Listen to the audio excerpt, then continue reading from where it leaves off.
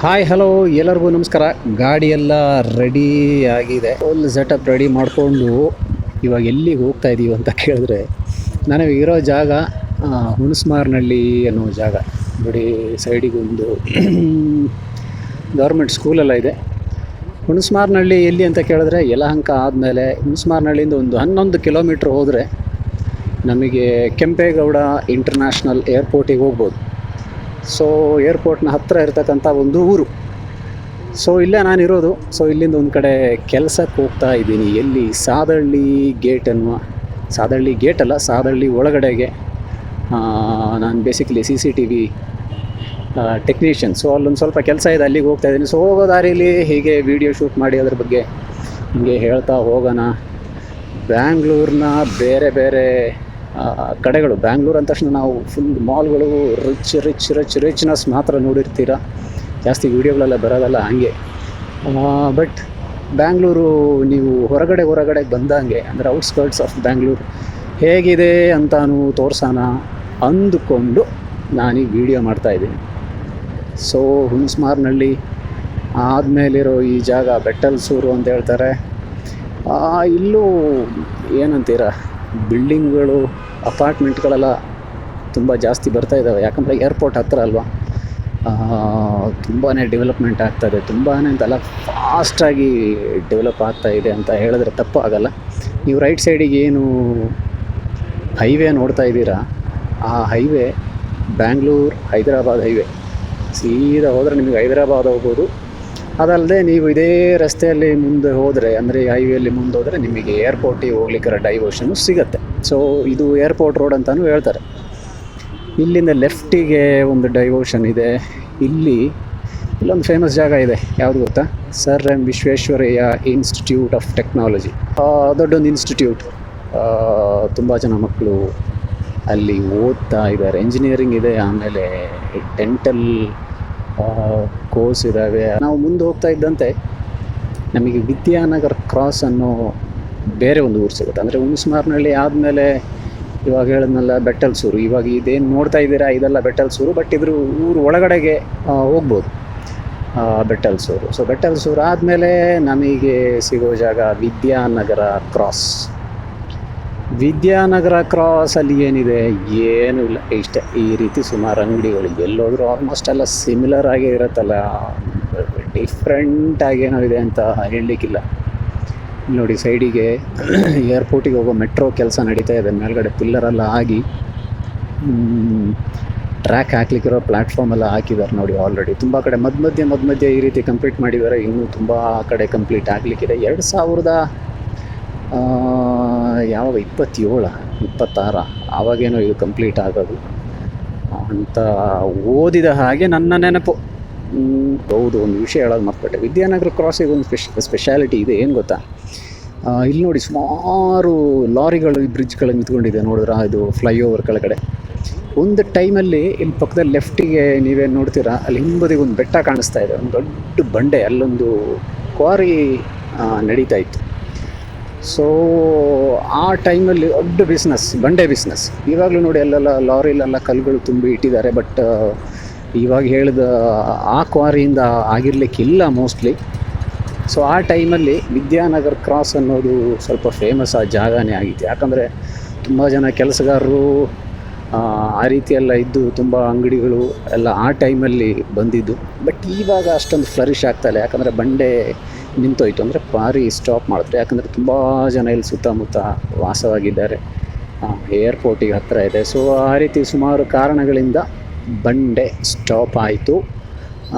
ಇಲ್ಲಿನ ಅಂಗಡಿಗಳಿಗೆ ಬಿಸ್ನೆಸ್ಸು ತುಂಬ ಕಡಿಮೆ ಆಯಿತು. ಸೊ ಇದರ 10 ಪಟ್ಟು 20 ಪಟ್ಟು ಬಿಸ್ನೆಸ್ ಇತ್ತಂತ ಆ ಟೈಮಲ್ಲಿ. ಕೆಲವು ಅಂಗಡಿಯವರು ಹೇಳ್ತಾರೆ ಬಂಡೆ ಇದ್ದ ಟೈಮಲ್ಲಿ. ಸೊ ಆ ರೀತಿ ಬಿಸ್ನೆಸ್ ಇದ್ದಂಥ ಒಂದು ಜಾಗ ಆಗಿತ್ತು. ಇವಾಗ ಈ ರೀತಿ ಸಣ್ಣ ಪುಟ್ಟ ಏನೇನೋ ಅಂಗಡಿಗಳು, ಮಟನ್ ಶಾಪು ನೋಡಿ, ಲಾರಿಗಳೆಲ್ಲ ಫುಲ್ ಕಲ್ಲು ತುಂಬಿಟ್ಟಿದ್ದಾರೆ ನೋಡಿದ್ರೆ. ಇದು ಆ ಕ್ವಾರಿಯಿಂದ ಅಂತ ಗೊತ್ತಿಲ್ಲ, ಅಲ್ಲೇನು ಕೆಲಸ ನಡೀತಾ ಇಲ್ಲ. ಸೊ ಇಲ್ಲೇ ಪಕ್ಕದಲ್ಲಿ ಬೇರೆ ಯಾವುದಾದ್ರು ಕ್ವಾರಿಯಿಂದ ತಗೊಬಂದು ಆ ರೀತಿ ಲಾರಿಗಳು ನಿಲ್ಲಿಸಿರ್ತಾರೆ. ಕಲ್ಲು ಬೇಕು ಅಂದರೆ ಬರ್ರಿ, ಮಾತಾಡ್ರಿ, ತಗೊಂಡು ಹೋಗ್ತಾ ಇರ್ರಿ, ಅಷ್ಟೇ ಕೆಲಸ. ವಿದ್ಯಾನಗರ್ ಕ್ರಾಸ್ ಆದಮೇಲೆ ನೆಕ್ಸ್ಟ್ ಸಿಗೋ ಜಾಗ ಚಿಕ್ಕಜಾಲ ಅನ್ನೋ ಜಾಗ ನೋಡಿ. ಇಲ್ಲೆಲ್ಲ ಸುಮಾರು ಬ್ರ್ಯಾಂಡೆಡ್ ಶೋರೂಮ್ಸ್ಗಳು ಬಂದಿದೆ.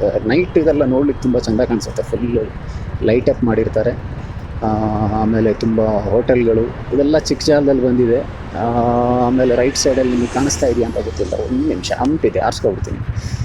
ರೈಟ್ ಸೈಡಲ್ಲಿ ನೋಡಿ ಡೆಕ್ಯಾಥ್ಲನ್ ಇದೆ. ಇದೊಂದು ಲ್ಯಾಂಡ್ ಮಾರ್ಕ್ ಆ್ಯಕ್ಚುಲಿ.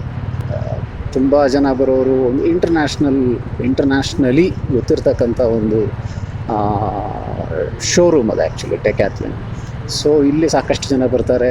ನಿಮಗೆ ಸ್ಪೋರ್ಟ್ಸ್ ವೇರ್, ಸ್ಪೋರ್ಟ್ಸ್ ಐಟಮ್ಸ್ ಏನು ಬೇಕಂದರೂ ಆಲ್ಮೋಸ್ಟ್ ಎಲ್ಲ ಗಿಯರ್ಸು ಡೆಕ್ಯಾಥ್ಲನಲ್ಲಿ ಸಿಗುತ್ತೆ. ಅದು ಒಳ್ಳೆ ಕ್ವಾಲಿಟಿ ಐಟಮೇ ಸಿಗುತ್ತೆ. ಸೊ ಚಿಕ್ಕಜಾಲ ಅಂತ ಹೇಳಿದ ತಕ್ಷಣ ಇಲ್ಲಿ ಮೇಯ್ನ್ ರೋಡ್ ಸೈಡಿಗೆಲ್ಲ ಇಷ್ಟೇ ನಮಗೆ ನೋಡಲಿಕ್ಕಿರೋದು. ಇಲ್ಲೊಂದು ಯಾವುದು ಫೆಡ್ರಲ್ ಬ್ಯಾಂಕ್, ಅದು ಇವಾಗ ರೆನೋವೇಷನ್ ಆಗ್ತಾಯಿದೆ.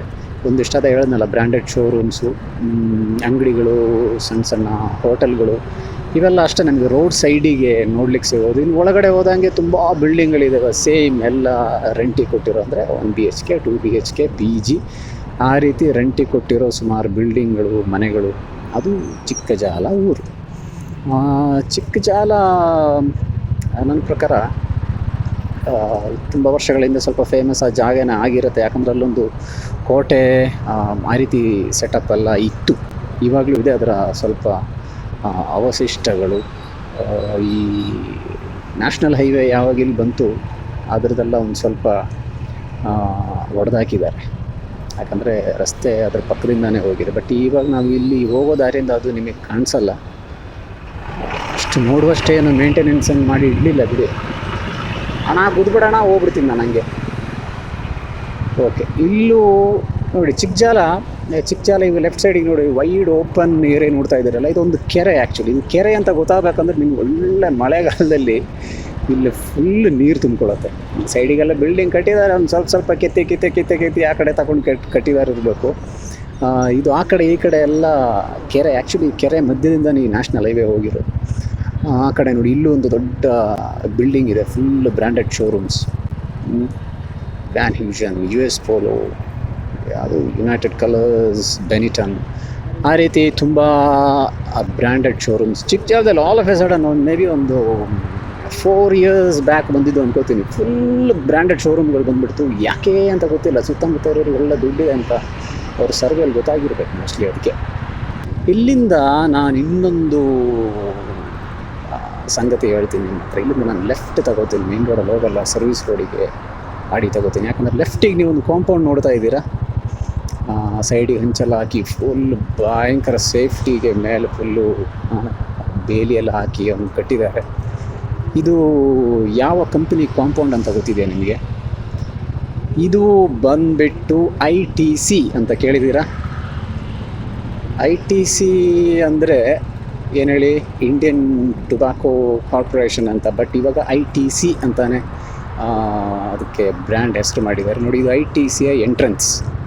ಇಲ್ಲಿ ಇಂಡಿಯಾದಲ್ಲಿರೋ 99% ಸಿಗರೇಟ್ ಬ್ರ್ಯಾಂಡ್ಗಳೇನಿದ್ದಾವೆ ಅದೆಲ್ಲ ಮ್ಯಾನುಫ್ಯಾಕ್ಚರ್ ಆಗೋದು ಇಲ್ಲೇ. ಇವಾಗ ಏನಂತೀರ, ಬೇರೆ ಬೇರೆ ಸ್ಟೇಟಲ್ಲೂ ಕೂಡ ಇವ್ರದ್ದು ಮ್ಯಾನುಫ್ಯಾಕ್ಚರಿಂಗ್ ಯೂನಿಟ್ ಇದೆ. ಬಟ್ ಇದು ಭಾರತದ ಮೊದಲ ಸಿಗರೆಟ್ ಮ್ಯಾನುಫ್ಯಾಕ್ಚರಿಂಗ್ ಆಗ್ತಾ ಇದ್ದಂಥ ಕಂಪ್ನಿ. ಯಾವಾಗ ಬ್ರಿಟಿಷರ್ ಟೈಮಲ್ಲಿ 1913-14 ಟೈಮಲ್ಲೇನೋ ಇಲ್ಲಿ ಈ ಯೂನಿಟ್ ಶುರುವಾಗಿದ್ದು. ಅಂದರೆ ಬ್ರಿಟಿಷರದೇ ಆಗಿತ್ತು actually. Imperial tobacco company India limited ಅಂತ ಏನೋ ಒಂದು ಆಗಿತ್ತು. ಸೊ ಅದಾದಮೇಲೆ ಅದು ITC ಆಯಿತು. ಇವಾಗ ITC ಅಂತ ಹೇಳಿದಾಗ ಇಂಡಿಯನ್ ಟೊಬ್ಯಾಕೋ ಅದೇ ಕಂಪನಿ, ಕಾರ್ಪೊರೇಷನ್ ಅಲ್ಲ, ಕಂಪನಿ ಅಂತ ಆಗಿತ್ತು. ಬಟ್ ITC ಅವರು ಬೇರೆ ಬೇರೆ ಬಿಸ್ನೆಸ್ಸು ಶುರು ಮಾಡಿದ್ರು. ಅಂದರೆ ಹೋಟೆಲ್ಸು, ಫುಡ್ ಐಟಮ್ಸು, ಏನಂತೀರ ಹಾಸ್ಪಿಟಲ್ಸ್ವರೆಗೆ ಇದೆಯಂತೆ. ಸೊ ಹಾಗಾಗಿ ಅವರು ಇಂಡಿಯನ್ ಟೊಬ್ಯಾಕೋ ಕಂಪನಿ ಅಂತ ಮೋಸ್ಟ್ಲಿ ಇಲ್ಲೊಂದು ಮ್ಯಾಕ್ಡೊನಾಲ್ಡ್ ಇದೆ ನೋಡಿ, ಹೇಳಿದ್ರೆ ಸರಿಯಾಗಲ್ಲ ಅಂತ ಇವಾಗ ITC ಅಷ್ಟೇ ಕಂಪನಿ ಹೆಸರು, ITC ಲಿಮಿಟೆಡ್. ಸೊ ಆ ರೀತಿ ಒಂದು ಎಷ್ಟು ನಮ್ಮ ಭಾರತದ ಮೊದಲ ಸಿಗರೆಟ್ ಮ್ಯಾನುಫ್ಯಾಕ್ಚರಿಂಗ್ ಆಗ್ತಾ ಇದ್ದಂಥ ಕಂಪ್ನಿ, ಇವಾಗಲೂ ಆಗ್ತಾ ಇರುವಂಥ ಕಂಪ್ನಿ. ಇದು ಸಾದಹಳ್ಳಿ ಗೇಟು ಅನ್ನೋ ಜಾಗ. ಇಲ್ಲಿಂದ ಲೆಫ್ಟ್ ತಗೊಂಡು ನಾನು ಊರು ಒಳಗಡೆಗೆ ಹೋಗ್ತೀನಿ. ಸೀದಾ ಹೋದರೆ ಇನ್ನೊಂದು ಸ್ವಲ್ಪ ಮುಂದೋದರೆ ಏರ್ಪೋರ್ಟಿಗೆ ಡೈವರ್ಷನ್ ಸಿಗುತ್ತೆ. ಸೊ ಇದಕ್ಕೆ ಸಾದಹಳ್ಳಿ ಗೇಟ್ ಅಂತಾರೆ. ಒಳಗಡೆ ಹೋದರೆ ಸಾದಹಳ್ಳಿ ಸಿಗುತ್ತೆ. ಸೊ ಸಾದಹಳ್ಳಿ ಗೇಟ್ ಅಂತ ಯಾಕೆ ಹೇಳ್ತಾರೆ ಅಂತ ನನಗೆ ಗೊತ್ತಿಲ್ಲ. ಹಿರಿಯರು ಯಾರಾದರೂ ವಿಡಿಯೋ ನೋಡಿದ್ರೆ ಇದ್ರ ಬಗ್ಗೆ ನಿಮಗೆ ಗೊತ್ತಿದ್ದರೆ ದಯವಿಟ್ಟು ಕಮೆಂಟ್ ಮಾಡಿ. ಇಲ್ಲೆಲ್ಲೂ ಒಂದು ಗೇಟ್ ನಾನು ನೋಡಿಲ್ಲ. ಬಟ್ ಸಾದಹಳ್ಳಿ ಬಂಡೆ, ಇಲ್ಲಿ ಒಳಗಡೆ ಸಾದಹಳ್ಳಿಯಲ್ಲಿ ದೊಡ್ಡ ಕ್ವಾರಿ ಇದೆ. ನಾನು ವಿದ್ಯಾನಗರ ಕ್ರಾಸಲ್ಲಿ ಏನಿದೆ ಕ್ವಾರಿ ಇದೆ ಅನ್ನಲ್ಲ, ಅದೇ ರೀತಿ ದೊಡ್ಡದಾದಂಥ ಒಂದು ಕ್ವಾರಿ ಇದೆ. ಮೋಸ್ಟ್ಲಿ ಆ ಟೈಮಲ್ಲಿ ಇಲ್ಲ ಅಂದರೆ ಗೇಟ್ ಇತ್ತ, ಅದಕ್ಕೆ ಸಾದಹಳ್ಳಿ ಗೇಟ್ ಅಂತಾರ. I don't know. ಎನಿವೇ ಗೊತ್ತಿದ್ದರೆ ಕಮೆಂಟ್ ಮಾಡಿ. ಇಲ್ಲೊಂದು ದೊಡ್ಡ ಪ್ರೆಸ್ಟೀಜ್ ಟೆಕ್ ಕ್ಲೌಡ್ ಅಂತ ಒಂದು ದೊಡ್ಡ ಏನಂತೀರ IT ಪಾರ್ಕ್ ಬರ್ತಾ ಇದೆ. ಸೊ ಇದು ಬಂದಮೇಲೆ ಇಲ್ಲಿ ಟ್ರಾಫಿಕ್ಕು ಅಮೇಝಿಂಗ್ ಆಗಿರುತ್ತೆ. ಇವಾಗೇನೋ ಫ್ರೀಯಾಗಿ ಇದೆ. ಈ ಕಾಂಪೌಂಡ್ ನೋಡಿದ್ರಲ್ಲ, ಆವಾಗಲೇ ಹೇಳಿದ್ನಲ್ಲ ಇಲ್ಲಿ ಒಂದೆರಡು ಫೇಮಸ್ ರೆಸಾರ್ಟ್ಗಳಿದ್ದಾವೆ ಅಂತ. ಅದರಲ್ಲಿ ಒಂದು ಇದು ಏನು ಕ್ಲಬ್ ಕಬಾನಾ ಅಂತ ಏನೋ ಹೆಸರು, ಹೋಗ್ತಾ ಅಲ್ಲೆಲ್ಲ ಬೋರ್ಡ್ ಇದೆ. ಸೊ ಇಲ್ಲೂ ತುಂಬ ಜನ ಬರ್ತಾರೆ. ದೊಡ್ಡ ಪ್ರಾಪರ್ಟಿ ಅನಿಸುತ್ತೆ, ತುಂಬ ದೊಡ್ಡದಾಗಿದೆ ಮತ್ತು ಫುಲ್ಲು ಮರಗಳೆಲ್ಲ ತುಂಬಿ ಅಮೇಝಿಂಗ್ ಆಗಿದೆ. ರೆಸಾರ್ಟ್ ಅಂದರೆ ಹಂಗೆ ಇರಬೇಕಲ್ವ. ನೋಡಿ, ಇದು ಒಂದು entrance, Club Cabana lifestyle destination. ಇಲ್ಲಿ ಜಾಡೆ ಗಾರ್ಡನ್ ಅಂತಲೇ ಇರ್ಬೋದು ಮೋಸ್ಟ್ಲಿ, ಅದು ಪ್ರೊನೌನ್ಸ್ ಮಾಡೋದು. ಸುವರ್ಣ ಗ್ರಾಮ ಸಾದಹಳ್ಳಿಗೆ ಸುಸ್ವಾಗತ ಅಂತ ಬೋರ್ಡ್ ನೋಡಿದ್ರೆ. ಸೊ ಅದೇ ಹೇಳಿದ್ನಲ್ಲ, ಸಾದಹಳ್ಳಿ ಗೇಟಿಂದ ಒಳಗಡೆ ಬಂದರೆ ನಮಗೆ ಸಾದಹಳ್ಳಿ ಅನ್ನೋ ಈ ಊರಿಗೆ ಬರ್ಬೋದು. ಸಾದಹಳ್ಳಿಯಲ್ಲಿ ಏನಿದೆ ಕೇಳಿದ್ರೆ, ಇಲ್ಲೊಂದು ಅಭಯ ಆಂಜನೇಯ ಸ್ವಾಮಿ ದೇವಸ್ಥಾನ, ಸುಮಾರು ಮನೆಗಳು. ಇಲ್ಲೂ ಆ್ಯಕ್ಚುಲಿ ಬಿಸ್ನೆಸ್ ನಡೀತಾ ಇದ್ದಿದ್ದು ಈ ಸಾದಹಳ್ಳಿ ಬಂಡೆ ಯಾವಾಗ ವರ್ಕಿಂಗಲ್ಲಿತ್ತು ಆ ಟೈಮಲ್ಲಿ ಇದು ಒಂದು ದೊಡ್ಡ ಬಿಸ್ನೆಸ್ ಸ್ಪೋರ್ಟ್ ಆಗಿತ್ತು. ಅಂದರೆ ಕೆಲಸದವರು ತುಂಬ ಜನ ಇರ್ತಾರೆ. ಲಾರಿಯವರು, ಅಲ್ಲಿ ಕ್ರಷರಲ್ಲಿ ಕೆಲಸ ಮಾಡೋರು, ಕ್ರಷರ್ ಅಂತೀನಿ, ಕ್ವಾರಿಯಲ್ಲಿ ಕೆಲಸ ಮಾಡೋರು, ಹಾಗೆ ತುಂಬ ಜನ. ಆ ಟೈಮಲ್ಲಿ ಇಲ್ಲಿರೋ ಅಂಗಡಿಗಳಿಗೆಲ್ಲ ಒಳ್ಳೆ ಮಸ್ತ್ ಆಗಿತ್ತು. ಸಾದಹಳ್ಳಿ ಬಂಡೆ ಅಂತ ನಾನು ಹೇಳಿದ್ನಲ್ಲ, ಅದು ಒಂಥರ ವಿಚಿತ್ರವಾಗಿದೆ. ಇವಾಗ ಸಾದಹಳ್ಳಿ ಬಂಡೆ ಹೇಗಿದೆ ಅಂತ ತೋರಿಸ್ತೀನಿ ಬರ್ರಿ. ಸಾದಹಳ್ಳಿ ಬಂಡೆ ತೋರಿಸೋಣ ಅಂತ ಹೋಗೋಣ ಅಂತ ಪ್ಲ್ಯಾನ್ ಮಾಡಿದೆ. ಇವಾಗ ಇದೇ ದಾರಿಯಲ್ಲಿ ಸ್ವಲ್ಪ ಹಿಂದೆ ಲೆಫ್ಟ್ ತೊಗೊಂಡು ಹೋಗ್ಬೇಕು ಒಳಗಡೆಗೆ. ಸೊ ಸಾದಹಳ್ಳಿ ಬಂಡೆ ನೋಡ್ಬೋದು. ಬಟ್ ಈ ರೀತಿ ರಸ್ತೆ ಬದಿಗೆ ಫುಲ್ ಟ್ರಂಚ್ ಮಾಡಿದ್ದಾರೆ, ಏನೋ ಪೈಪ್ ಹಾಕ್ಲಿಕ್ಕೋ ಏನೋ ಕೇಬ್ಲಿಂಗ್ ಮಾಡಲಿಕ್ಕೋ ಅಂತ ಅನಿಸುತ್ತೆ. ಸೊ ಎನಿವೇ ಅದೆಲ್ಲ ಆರಿಸಿ ತಗೊಂಡು ಹೋಗೋದು ಬೇಡ. ಯಾಕಂದರೆ ಸಾದಹಳ್ಳಿ ಬಂಡೆಯ ವಿಡಿಯೋ ನನ್ನ ಹತ್ರ ಆಲ್ರೆಡಿ ಇದೆ. ಅದನ್ನು ಮುಂದಿನ ವೀಡಿಯೋದಲ್ಲಿ ನಿಮಗೆ ತೋರಿಸ್ತೀನಿ. ಯಾಕಂದರೆ ಇವಾಗಲೇ ತೋರಿಸಿದ್ರೆ ಈ ವಿಡಿಯೋ ತುಂಬ ಲೆಂಗ್ತಿ ಆಗುತ್ತೆ. ಸೊ ಮುಂದಿನ ವೀಡಿಯೋದಲ್ಲಿ ಸಾದಹಳ್ಳಿ ಬಂಡೆ. ಸೊ ಇಲ್ಲಿಂದ ನಾವು ಸೀದಾ ಮುಂದಕ್ಕೆ ಹೋಗಲ್ಲ, ಅದು ಬೇರೆ ಬೇರೆ ಊರಿಗೆಲ್ಲ ಹೋಗುತ್ತೆ. ನಮಗೆ ಹೋಗಬೇಕಾಗಿರೋದು ಲೆಫ್ಟಿಗೆ, ಚೌಡನಹಳ್ಳಿ, ನಾಗಮಂಗಲ, ಹೆಗ್ಗನಹಳ್ಳಿ ಅಂತೆಲ್ಲ ಬೋರ್ಡ್ ಹಾಕಿದ್ದಾರೆ. ನಿಜವಾಗ್ಲೂ ನನಗೆ ಇಲ್ಲಿ ಒಂದೊಂದು ಜಾಗದ ಹೆಸರು ಅಷ್ಟು ಕರೆಕ್ಟಾಗಿ, ಸಾದಹಳ್ಳಿ ಈ ರೀತಿ ಮೇನ್ ಜಾಗದ ಹೆಸರು ನೆನಪಿರುತ್ತೆ. ಇಲ್ಲಿ ಪ್ರತಿಯೊಂದು 3 ಕಿಲೋಮೀಟ್ರಿಗೂ ಆ ಊರಿಗೆ ಒಂದೊಂದು ಹೆಸರು ಇರುತ್ತೆ. ಅದೆಲ್ಲ ನೆನಪಿಟ್ಕೊಳ್ಳೋದು ಭಾರಿ ಕಷ್ಟ ಇದೆ. ಎಲ್ಲೂ ಒಂದು SBI ಬ್ಯಾಂಕ್ ಇದೆ, ಸುಮಾರು ದೇವಸ್ಥಾನಗಳಿದ್ದಾವೆ. ನೋಡಿ, ಪೈಪಿಂಗ್ ಕೆಲಸ ಅದೇ ನಾನು ಹೇಳಿದ್ನಲ್ಲ, ಏನೋ ಕೇಬಲ್ ಕೆಲಸ ನಡೀತಾ ಇದೆ. ಅದಕ್ಕೆಲ್ಲ ಕಡೆ ಟ್ರಂಚ್ ಮಾಡಿದ್ದಾರೆ, ರಸ್ತೆಗಳು ಹೊಡೆದಿದ್ದಾರೆ. ಬಂಡೆ ಕಟ್ ಮಾಡ್ತಾರಲ್ಲ, ಮಾರ್ಬಲ್ ಮಾಡಲಿಕ್ಕೆ ಆ ರೀತಿ ಎಲ್ಲ ದೊಡ್ಡ ಬಂಡೆ ಕಟ್ ಮಾಡೋ ಫ್ಯಾಕ್ಟ್ರಿಗಳಿದ್ದಾವೆ ಇಲ್ಲಿ ತುಂಬ. ಇದೆಲ್ಲ ಇಲ್ಲಿ ಲಾರಿಗಳೇನು ನೋಡ್ತಾ ಇದ್ರೆ ಎಲ್ಲ ಬಂಡೆ ಥರ ದೊಡ್ಡ ಬಂಡೆ ಕಲ್ಲು ಲೋಡ್ ಮಾಡ್ಕೊಂಡು ಹಂಗೇ ತರ್ತಾರೆ. ಇಲ್ಲಿ ಕ್ವಾರಿಯಿಂದ ಇಲ್ಲಿಗೆ ಟ್ರಾನ್ಸ್ಪೋರ್ಟ್ ಮಾಡ್ತಾರೆ. ಫುಲ್ ಲಾರಿಗಳು ನೋಡಿ. ಈ ಸಾದಹಳ್ಳಿ ಬಂಡೆ ರನ್ನಿಂಗ್ ಇದ್ದ ಟೈಮಲ್ಲಿ ಇದು ದೊಡ್ಡ ಬಿಸ್ನೆಸ್, ಅದೆಲ್ಲ ಬಂಡೆ ಬಿಸ್ನೆಸ್ಸು. ಇಲ್ಲಿ ಮುಂದೆ ನಿಮಗೆ ನೋಡ್ಬೋದು, ಏನು ಸುಮಾರು ಹಳೆ ಕ್ರೈನ್ಗಳು, ಕ್ವಾರಿಯಲ್ಲಿ ಯೂಸ್ ಮಾಡ್ತಕ್ಕಂಥದ್ದು ಬೇರೆ ಸುಮಾರು ಮಷಿನ್ಸು, ಟ್ರ್ಯಾಕ್ಟ್ರು, ಆ ರೀತಿ ಸುಮಾರು ಮಷಿನ್ಸ್ ಇದೆ ನೋಡಿ. ಇಲ್ಲಿ ನೋಡಿದ್ರ, ಇದೆಲ್ಲ ಇವಾಗ ಏನು ಕೆಲಸ ಇಲ್ಲದೆ ಸುಮ್ಮನೆ ನಿಂತ್ಕೊಂಡಿದೆ ಅಂತ ಅನಿಸುತ್ತೆ. ಇಲ್ಲಿ ಲೆಫ್ಟಿಗೆ ನೀವು ನೋಡಿ ಸುಮಾರು ವಿಲ್ಲಾಸ್ ಕಾಣಿಸ್ತಾ ಇದೆ. ಸುಮಾರು ವಿಲ್ಲಾಸ್ ಅಂದರೆ ನನಗೆ ಇಲ್ಲಿಂದ ನೋಡಬೇಕಾದ್ರೆ ಅನಿಸುತ್ತೆ ಕಡಿಮೆ ಅಂದರೆ ಒಂದು 100-150 ವಿಲ್ಲಾಸ್ ಇರ್ಬೋದು ಇಲ್ಲಿಂದ ನಮಗೆ ನೋಡಿದಾಗ. ಅದಕ್ಕಿಂತ ಜಾಸ್ತಿನೇ ಇದೆಯೇನೋ. ಭಾಳ ದೊಡ್ಡ ಒಂದು ಪ್ರಾಪರ್ಟಿ, ಅದರಲ್ಲಿ ಪೂರ್ತಿ ವಿಲ್ಲಾಸ್ ಕಟ್ಟಿದ್ದಾರೆ. ಅಂದರೆ ಕೆಲವೊಂದೆಲ್ಲ ಆಲ್ಮೋಸ್ಟ್ ಅದರದ್ದು ಶೇಪ್ ಕಂಪ್ಲೀಟ್ ಆಗಿದೆ ಅಂತಲೇ ಹೇಳ್ಬೋದು. ಇನ್ನು ಕೆಲವು ಕಟ್ಟಲಿಕ್ಕೆ ಪಿಲ್ಲರ್ಗಳು ರೆಡಿ ಆಗಿತ್ತು, ಬಟ್ ಇದು ಕಂಪ್ಲೀಟಾಗಿ ನಿಂತೋಗಿದೆ. ಫುಲ್ ಕಾಡಿಡಿದು ಇವಾಗ ಜನ ದನ ಮೇಯಿಸ್ಲಿಕ್ಕೆ, ಕುರಿ ಮೇಯಿಸ್ಲಿಕ್ಕೆಲ್ಲ ಇದ್ರ ಒಳಗಡೆ ಹೋಗ್ತಾರೆ. ಏನಾಗಿರ್ಬೋದು ಅಂತ ಗೊತ್ತಿಲ್ಲ. ಅದು ಏನೋ ಕೇಸ್ ಆಗಿ ಲ್ಯಾಂಡ್ ಮೇಲೆ ಕೇಸ್ ಆಯಿತೋ ಏನೋ ಒಂದು ಆಯಿತು, ಕನ್ಸ್ಟ್ರಕ್ಷನ್ ಪೂರ್ತಿ ಅಲ್ಲಿ ಸ್ಟಾಪ್ ಆಗಿದೆ. ಎಷ್ಟು ಕೋಟಿ ರೂಪಾಯಿ ಖರ್ಚು ಮಾಡಿರ್ಬೋದು ಗೊತ್ತಾ ಇದು ಪೂರ್ತಿ ಡೆವಲಪ್ ಮಾಡಲಿಕ್ಕೆ. ಅದೇ ನಾನು ಹೇಳಿದ್ನಲ್ಲ, ಕೆಲವೊಂದೆಲ್ಲ ಎಲ್ಲ ನಮಗೆ ಹೇಳಲಿಕ್ಕಾಗಲ್ಲ, ಯಾವುದು ನಮ್ಮ ಕೈಯಲ್ಲಿಲ್ಲ. ಕೆಲವೊಂದು ಸರಿಯಾಗಿ ಬರುತ್ತೆ, ಕೆಲವೊಂದು ಸರಿಯಾಗಿ ಬರೋಲ್ಲ. ಸರಿಯಾಗಿ ಬರದೇ ಇರೋದು ಬಿಟ್ಟು ಬಿಡ್ಬೇಕು, ಸರಿಯಾಗಿ ಬರೋದನ್ನು ತಗೋಬೇಕು. ಆರಾಮಾಗಿರ್ಲಿಕ್ಕೆ ಅದೊಂದೇ ದಾರಿ ಅಲ್ವಾ. ಚೆನ್ನಾಗಿ ಯಾವುದೋ ಒಂದು ಚೆನ್ನಾಗಿ ಬಂದಿಲ್ಲ ಅಂತ ಕೊರಗ್ತಾ ಇದ್ದಿರೋದಕ್ಕೆ ಮಾತ್ರ ಟೈಮ್ ಇರುತ್ತೆ. ಎಲ್ಲರ ಜೀವನದಲ್ಲೂ ಹಿಂಗಾಗೇ ಆಗುತ್ತೆ. ಮನುಷ್ಯ ಆದಮೇಲೆ ಇದೆಲ್ಲ ಸಹಜ ಅಲ್ವಾ. ಇಲ್ಲಿಂದ ಮತ್ತೆ ನಾವೊಂದು ರೈಟಿಗೆ ಒಂದು ಡೈವರ್ಷನ್ ತಗೋತೀವಿ. ಸಾದಹಳ್ಳಿ ಊರು ಒಳಗಡೆ ಬಂದಿದ್ದೀವಿ. ಇದೇನು ಗೊತ್ತಾ, ಇಲ್ಲಿ ನೋಡಿ ಸ್ವಲ್ಪ ಸ್ಪ್ರಿಂಕ್ಲರೆಲ್ಲ ಇದೆ, ಗದ್ದೆ ಥರ ಕಾಣಿಸ್ತಾ ಇದೆಯಲ್ಲ. ಇದು ನಾವು ಗಾರ್ಡನ್ ಮಾಡ್ತೀವಲ್ಲ, ಗಾರ್ಡನ್ ಮಾಡಿದಾಗ ಅಂದರೆ ನಮ್ಮ ಹಳ್ಳಿ ಕಡೆ ಎಲ್ಲ ನಾನು ಹೇಳ್ತಾ ಇರೋದು, ಈ ಪೇಟೆ ಕಡೆ ಎಲ್ಲ ದೊಡ್ಡ ದೊಡ್ಡ ಮನೆ ಮಾಡಾದ್ಮೇಲೆ ಅದ್ರ ಮುಂದೆ ಗಾರ್ಡನ್ ಮಾಡ್ತಾರೆ. ನೀರು ಮೈ ಮೇಲೆ ಬೀಳುತ್ತೆ. ಆ ಗಾರ್ಡನ್ ಮಾಡಲಿಕ್ಕೆ ಈ ಆ ಗಾರ್ಡನಲ್ಲಿ ಹಾಕ್ಲಿಕ್ಕಿರೋ ಹುಲ್ಲು, ಈ ಹುಲ್ಲನ್ನು ಹಾಗೇ ಕೆತ್ಕೊಂಡು, ಅಂದರೆ ಮಣ್ಣು ಸಮೇತ ಒಂದು ಲೇಯರ್ ಮಣ್ಣು ಇರುತ್ತೆ, ಅದನ್ನು ಹಾಗೇ ಕೆತ್ತಿ ರೋಲ್ ಮಾಡಿ ಅಂತ ಕಾರ್ಪೆಟ್ ಥರನೇ ರೋಲ್ ಮಾಡಿ ತಗೊಂಡು ಹೋಗಿ ನೀವೆಲ್ಲ ಗಾರ್ಡನ್ ಸೆಟ್ ಮಾಡಲಿಕ್ಕೆ ಪ್ಲ್ಯಾನ್ ಮಾಡ್ತೀರೋ ಅಲ್ಲಿ ತಗೊಂಡೋಗಿ ಅದೇ ರೀತಿ ಫಿಕ್ಸ್ ಮಾಡಿಕೊಡ್ತಾರೆ. ಸೊ ಏನಾಗುತ್ತೆ, ಒಂದೇ ಲೆವೆಲಲ್ಲಿರೋ ಹುಲ್ಲು ಬೆಳೆಯುತ್ತೆ. ಅದು ಮಧ್ಯೆ ನೀವು ಕಟ್ ಮಾಡಬೇಕು, ಅದಕ್ಕೆ ಮಷೀನೆಲ್ಲ ಸಿಗುತ್ತೆ. ಸೊ ನಾವೊಂದು ಗ್ರೀನ್ ಕಾರ್ಪೆಟ್ ಹಾಕ್ದಂಗೆ ಇರುತ್ತೆ ಗಾರ್ಡನ್. ನೋಡಿರ್ತೀರ ತುಂಬ ಕೆಲವು ಮಾಲ್ಗಳ ಮುಂದೆ, ಕೆಲವು IT ಪಾರ್ಕ್ಗಳ ಮುಂದೆ, ಇನ್ನು ತುಂಬ ಮನೆಗಳ ಮುಂದೆ ಎಲ್ಲ ಈ ರೀತಿ ಗಾರ್ಡನ್ ಇರುತ್ತೆ. ಸೊ ಅಲ್ಲಿಗೆ ತಗೊಂಡೋಗಿ ಹುಲ್ಲು, ಇದೊಂದು ಬಿಸ್ನೆಸ್ ನೋಡಿ.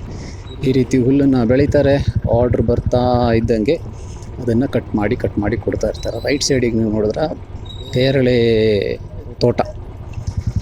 ಅದಾದಮೇಲೆ ಇಲ್ಲೊಂದು ಬ್ಲೂ ಕಲರ್ ಬಿಲ್ಡಿಂಗು ಕಾಣಿಸ್ತಾ ಇದೆಯಲ್ವಾ, STG ಶ್ರೀ ದುರ್ಗಾ ಗ್ಯಾಸ್. ಇಲ್ಲೇ ಇವತ್ತು ನನಗೆ ಕೆಲಸ ಇರೋದು.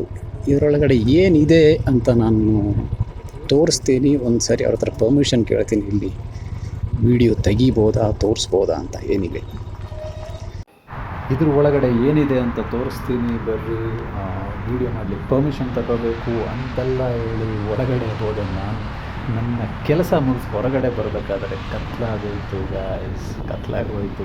I am so sorry. Video ಮಾಡೋಕ್ಕೆ ಪರ್ಮಿಷನ್ ಇದ್ದರೂ ಕೂಡ ವೀಡಿಯೋ ಮಾಡೋಕ್ಕಾಗಿಲ್ಲ. ಬಟ್ ಖಂಡಿತ ಸಾಧ್ಯವಾದಾಗ ಇದರ ಒಂದು ವೀಡಿಯೋ ಮಾಡಿ ಒಳಗಡೆ ಏನಿದೆ ಅಂತ ತೋರಿಸ್ತೀನಿ ನಿಮಗೆ. ಸೊ ಇವಾಗ ವಾಪಸ್ ಮನೆಗೆ ಹೋಗ್ತಾ ಇದ್ದೀನಿ. ಈ ವಿಡಿಯೋನ ಇಲ್ಲಿಗೆ ವೈಂಡ್ ಅಪ್ ಮಾಡ್ತಾ ಇದ್ದೀನಿ. Thank you so much for watching. ಮುಂದಿನ ವಿಡಿಯೋದಲ್ಲಿ ಮತ್ತೆ ಸಿಗೋಣ ಅಂತ ಹೇಳ್ತಾ ಎಲ್ಲರಿಗೂ ಟಾಟಾ, ಬಾಯ್ ಬಾಯ್.